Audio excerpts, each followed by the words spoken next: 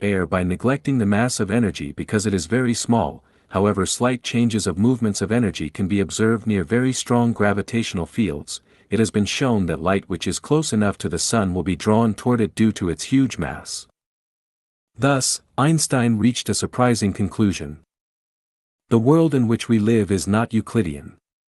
That is, circles in Euclidean geometry are no longer round, parallel lines intersect or diverge, and the sums of the angles of triangles are not 180 degrees. This strange conclusion is called the geometry of the universe. 1 plus 1 cannot always equal 2. What is the speed of a photon plus the speed of a moving train? Can there be such a speed in reality? Place one atomic clock atop a mountain and another one of similar performance at the foot of the same mountain, and their measured times will gradually diverge. The one on the top of mountain will run slightly more slowly than the one at its foot. Why? Because gravitational fields alter time and space. What are the revelations of general relativity to us? Any conclusion about macrospace and time from the perception of microspace and time might be inaccurate. Any conclusion drawn from within a system can be inconsistent with one drawn from outside of it. There are natural laws in the universe which apply everywhere and always. There are differences between abstract theories and reality. Space and time are not absolute. What kind of worldview and outlook on life can we draw from these revelations? We may have been living mistakenly. That which is in our consciousness is not truth, but distorted reality. Absolutely correct doctrines, theories, and ideas from within any religious, social, or governmental system may ultimately be disproved. There are irrefutable universal laws which apply to all space and time. These laws are collectively the will of the greatest creator, Tao. No theory is absolute and eternally true. We should never believe blindly in the classical theories, but should think from the perspective of holographic order. Returning from old age to youth and advancing from youth to old age as well as living in different spaces is possible. No one has yet discovered all the secrets of the universe. On the contrary, we are only beginning to explore its wonders, and what we do know only scratches the surface. We are still ignorant of the meanings of time and space, so any strong opposition to new ideas, innovative approaches, and new philosophical perspectives is reactionary to the universe and to life and is a suppression of human nature. Only the concept of unifying all religions into a single uniform one is relatively correct thinking. Only the way of the greatest creator is the universal, natural law, to bring salvation from human suffering at the macro level. Revelations from the inevitability within apparent coincidences. Xiefeng. September 24, 2012.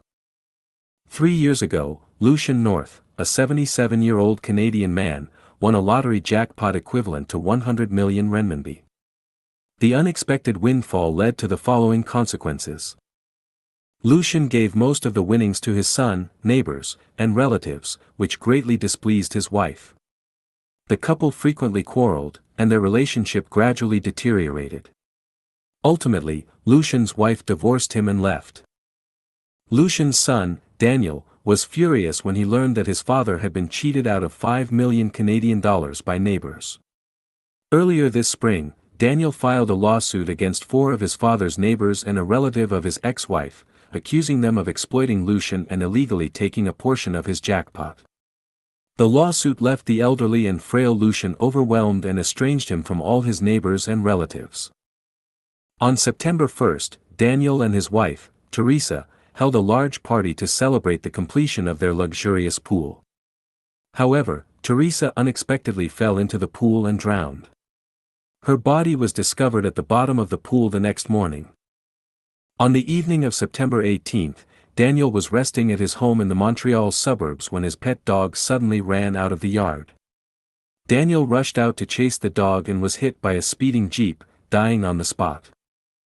3 incidents among these events seem purely coincidental. First, Teresa unexpectedly fell into the pool and drowned. Second, the pet dog suddenly ran out of the yard. Third, he was hit by a speeding jeep and died on the spot. Each of these events appears accidental and fortuitous when considered individually. However, when we look at the overall trend, we realized that everything was inevitable. The pet dog happened to run out of the yard while Daniel was resting, and a speeding car happened to be passing by just as he ran outside. Who made the pet dog run out of the yard at the precise moment when the speeding Jeep was coming? Did the dog decide to run out on its own? The insights are: there are no accidental phenomena or events, everything is inevitable. Human and animal behavior is not entirely controlled by their own consciousness. The Tao's program is constantly at work, everything operates within the Tao. What can we learn from this? Misfortune, that is where happiness depends; happiness, that is where misfortune underlies. When we are fortunate, we should cherish it and avoid squandering it. Maintain simplicity. Do not expect to gain unexpected wealth. Rely on your own labor and creation. We do not gamble, buy lottery tickets, engage in profiteering activities, invest in stock trading, pick up lost items, or ever expect to get rich overnight. The sum of positive and negative energy is zero. The more we gain, the more we lose. Therefore, contribute more and seek less. The 5 elements, metal, wood, water, fire, earth, generate and overcome each other. Always maintain balance, avoid extremes, and develop steadily. Otherwise, calamities may arise at any time. The Tao is in operation, and its program is at work. Good deeds are rewarded with good, and evil deeds are rewarded with evil. Focus on perfecting your non-material structure and cultivating good qualities, rather than spending time and energy on material wealth and fame. Whatever happens to you is the result of cause and effect. Therefore, do not harbor resentment towards others. Instead, look for reasons within yourself rather than blaming the pet dog or the speeding Jeep. Everyone may face potential calamities like injury, terminal illness, disaster, loss, or imprisonment. The best way to prevent misfortune is to adhere to the path of the greatest Creator, align your words, actions, thoughts, and behavior with truth, goodness, beauty, love, faith, and sincerity. Contribute more, enjoy less, and thus avoid misfortune and escape disasters. The pet dog suddenly running out of the yard is driven by a process or some invisible consciousness. This suggests that, as your life and life guide, my words and actions, and the guidance I provide, are not entirely under my own consciousness control but are operated by the Tao. Because I no longer exist, I died in a car accident, and the current I is merely a mediator between the greatest Creator and you. Self-nature, Buddha nature, Tathagata nature, and heavenly nature, innate nature. Xiefeng. June 7, 2012. Self-nature is Buddha nature, and Buddha nature is Tathagata nature. Self-nature, Buddha nature, and Tathagata nature are Buddhist terms representing different expressions of understanding ultimate reality. In essence, whether it is called a potato, yam, or spud, they all refer to the same edible item. Tea, mung bean soup, milk, coffee, Coca-Cola, alcohol, blood, penicillin, etc., all share one common element, water. This water is self-nature, Buddha nature, and Tathagata nature. The principle behind the statement all sentient beings have Buddha nature lies in this concept. Self-nature, Buddha nature, and Tathagata nature are the original elements that constitute any entity. Adding or subtracting something from the original state results in various complex and diverse forms. Whether it is an elephant, an ant, a rabbit, a horse, a snail, an ox, a human, a Buddha, a demon, a god, or a monster, they all share one common element, nature. This nature is Tathagata nature, Buddha nature. By adding or subtracting something from this Tathagata nature, different life forms emerge. Just as humans, whether male or female, share the common element of being human, the difference lies in their structure, resulting in the distinction between men and women. A house, regardless of whether the door faces east, south, west, or north, whether it is made of iron, wood, plastic, or paper, regardless of the size of the windows, the roof material, or the interior area, is still called a house. Every kind of life is one, and all life is one. This oneness is self-nature, Buddha nature, Tathagata nature. In this sense, all beings are equal. Adding feathers and wings to this oneness results in flying insects and birds, adding hands results in humans, reducing mobility results in trees and plants, increasing mobility results in animals. The oneness can be large or small, round or square, long or short, colorful or plain. An elephant, no matter how large, is one, an ant, no matter how small, is one, a butterfly, no matter how colorful its wings, is one, a moth, no matter how plain its wings, is one. How unexpected. The self-nature is originally pure, how unexpected. The self-nature is originally neither arising nor ceasing, how unexpected. The self-nature is originally complete in itself, how unexpected. The self-nature is originally unshakable, how unexpected. The self-nature can produce all phenomena. Self-nature is like this, and so are Buddha nature and Tathagata nature. Self-nature is self-harmonious, and naturally, Buddha nature and Tathagata nature are also self-harmonious. Neither arising nor ceasing, neither defiled nor pure, neither increasing nor decreasing. No sensation, no perception, no mental formations, no consciousness, no eye, ear, nose, tongue, body, or mind, no form, sound, smell, taste, touch, or objects of mind, no realm of the eye, up to and including no realm of mind consciousness, no ignorance and also no ending of ignorance, up to and including no old age and death, and also no ending of old age and death, no suffering, no cause of suffering, no cessation of suffering, and no path, no wisdom and no attainment with nothing to attain. A person's Tathagata nature is self-harmonious. Without Tathagata nature, it is not self-harmonious. A man must unite with a woman to achieve a certain level of self-harmony, and similarly, a woman must unite with a man to achieve a certain level of self-harmony. Tathagata nature has no gender distinction, nor does it have distinctions of size, length, height, weight, beauty, or ugliness. This is like the debate over whether human nature is inherently good or evil. In reality, not only at the beginning of life but even in the middle and at the end, human nature has no distinction between good and evil. Only when this nature is expressed can it be judged as good or evil. Once this nature is expressed, it is no longer Tathagata nature but the unique nature of a thing or life. At this point, we must ask, what nature is exhibited by a cat eating a mouse, a wolf eating a sheep, or a cow eating grass? Is it self-nature? Is it Buddha nature? Is it Tathagata nature? The answer is none of these. They exhibit their respective heavenly natures. The terms, cruel by nature, and kind by nature, originate from this. What is exhibited by various things and lives is not self-nature, Buddha nature, or Tathagata nature, but heavenly nature. Just as tea, alcohol, and milk have water as their main component, they do not exhibit water but their respective different natures. Heavenly nature is the characteristic given by the Creator to each thing in life, different from other things and lives. The structural elements of each thing in life are the same, but due to different structures, they exhibit different characteristics. Just as wooden beds, wooden doors, wooden tables, wooden stools, and wooden windows are all made of wood, but due to different structures, they exhibit different characteristics.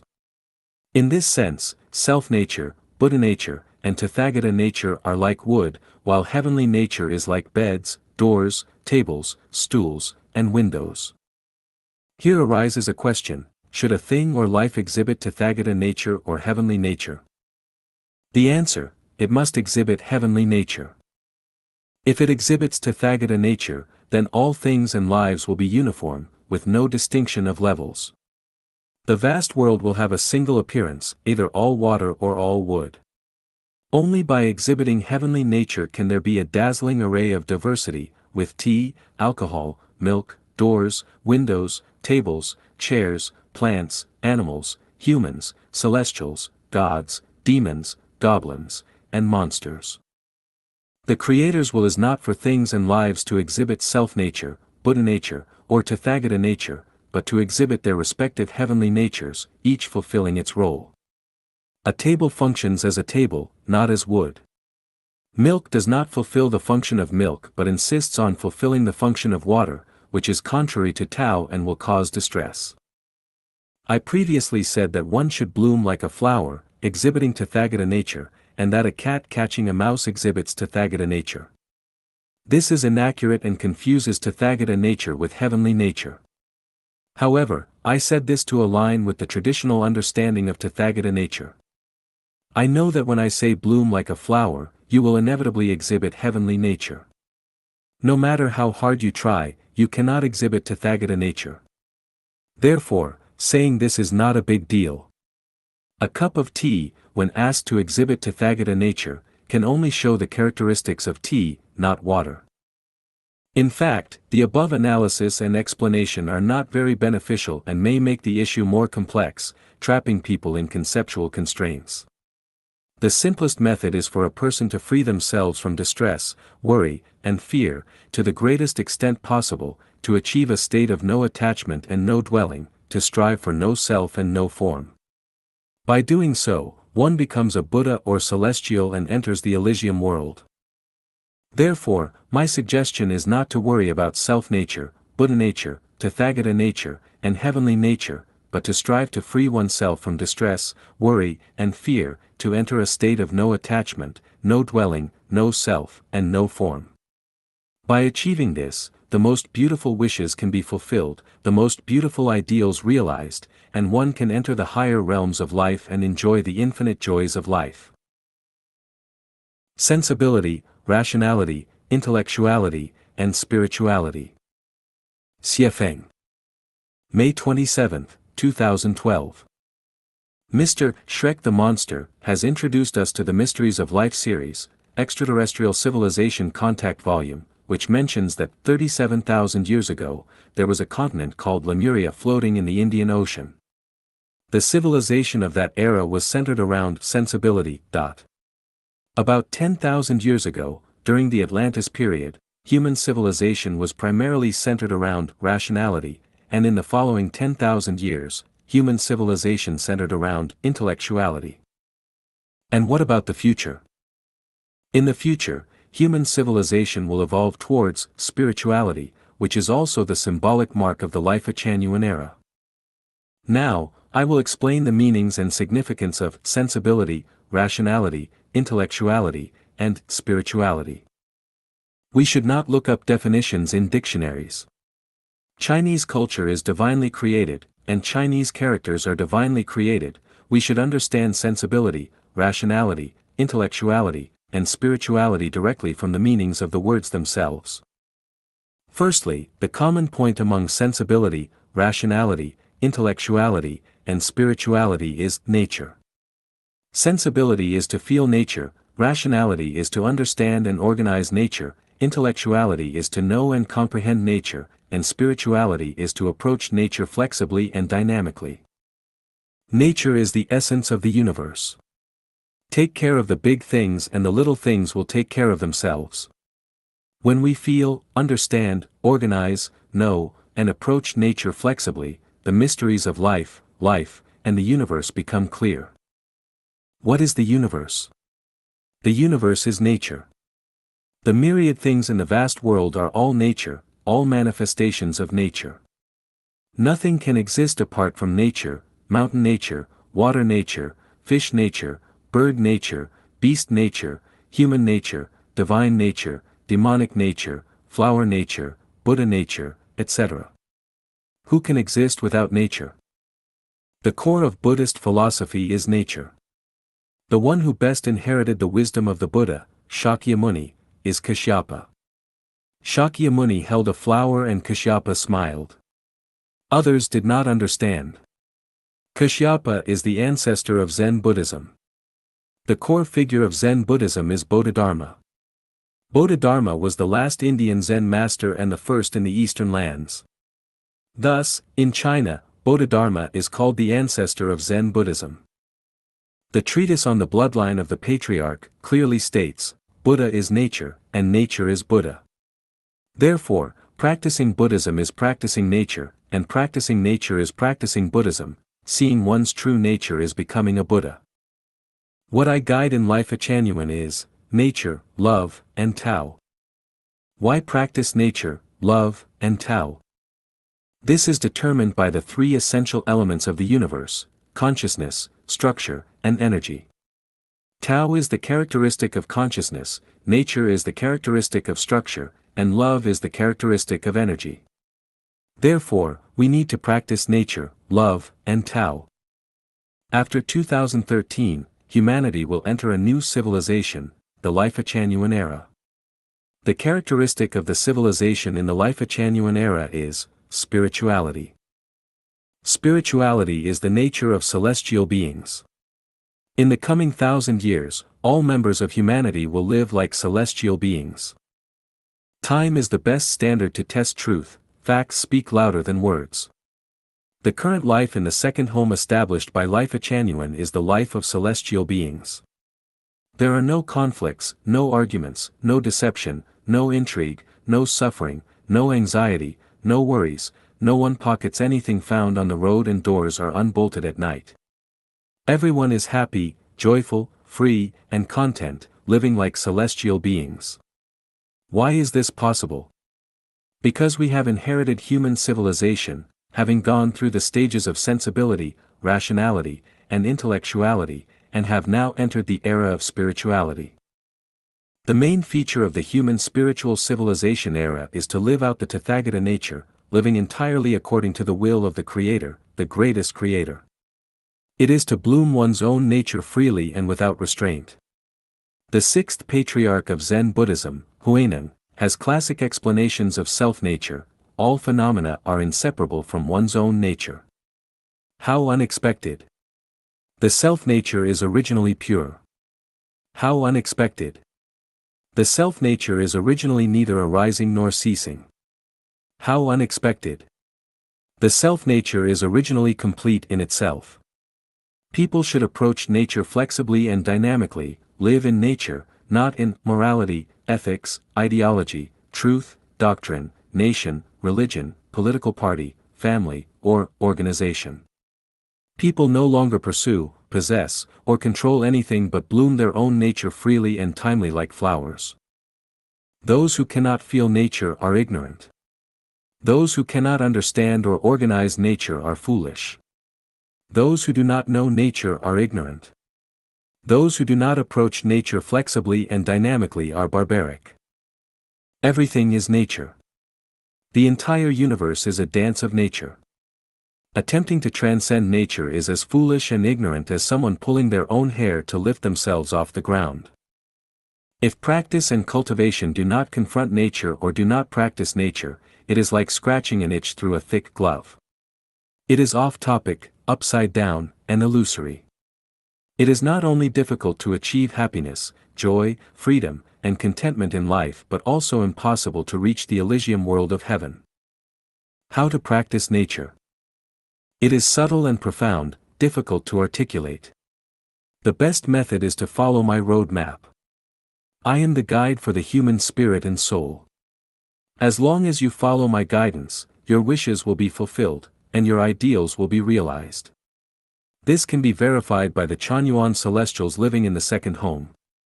Of course, the Chanyuan celestials are still in the initial stage and have a long way to go to live in nature, but this initial stage already proves that my road map is entirely correct. When the Chanyuan celestials reach the intermediate stage, their experience will be even more beautiful and joyful.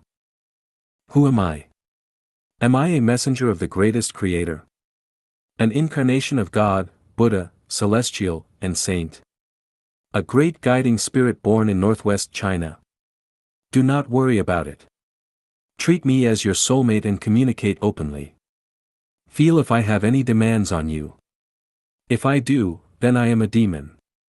If I do not, and instead guide you step by step to the peak of life and life, why not take advantage of it? Why not do a business that only gains and never loses? Face reality and yourself honestly, act according to your nature, discard hypocrisy and falsehood, do not make a fuss, do not be hysterical, do not attempt to escape reality. Live authentically and be yourself. Otherwise, you will not enter the new human civilization, the Lifechanyuan era of spirituality. Spiritual Communion. Xiefeng. September 23, 2012. When hearts are in tune, a single glance, a gesture, an expression, a movement, or a word can open a door as beautiful and infinite as poetry and painting. From then on, in flower gardens under the moonlight, by the streams, on the hills, in the valleys, inside the caves, the heart blooms with wonder everywhere. Everything becomes serene and pleasant, with an endless sense of ease and contentment, pure and untainted, peaceful and warm. There are no obstacles, no barriers, no worries, no restraints. One can follow their hearts and freely display their grace and charm. From now on, whether at the ends of the earth or across mountains and rivers, no matter how high the mountains or how vast the waters, even amidst dense fog and mist, the bond is as close as glue. Hearts and souls are intertwined, with no grievances, no sadness, no troubles, no hesitation.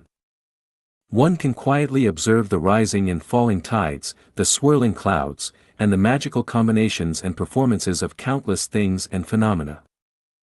They can instantly merge into a roaring fire and stir up tumultuous waves, savoring the dynamic and wonderful realms where yin and yang meet, where heaven and earth connect, experiencing the swirling clouds and shifting rains, engaging in passionate embraces and intimate union.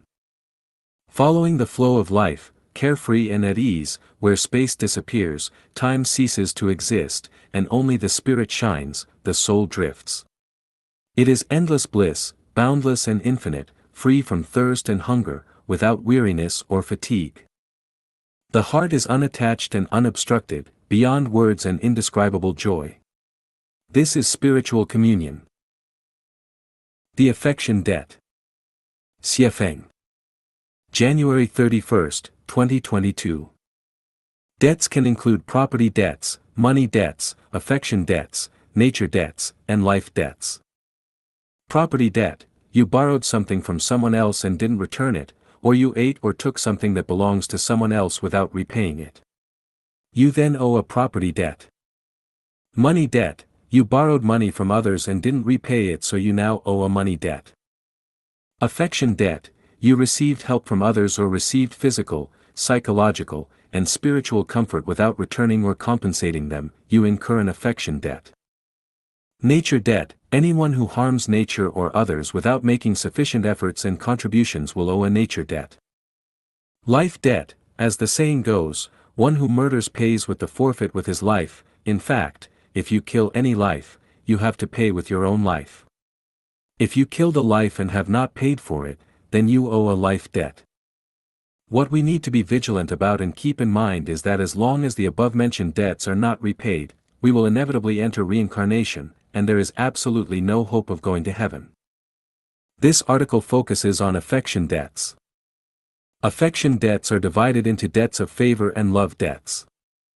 The debt of favor means that others have helped you, but you have not correspondingly helped them, so you owe a debt of favor. Therefore, everyone should carefully recall who has helped them. If you have received help from others but have not returned the corresponding help, you should quickly find a way and an opportunity to help them.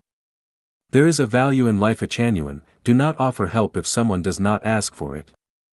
If you helped someone without him asking for it, you are actually hurting him, because he thus owes you a debt of favor, and you will make him become a pig in the next life. It is cruel to make him transform into a pig, dog, cow, or sheep to pay you back in the next life. Love debts are mainly the debts owed by men and women who are in love. People need comfort in their spirits and souls, and also need comfort in their physiology. When people get physical and receive psychological and spiritual comfort from the other side without giving the corresponding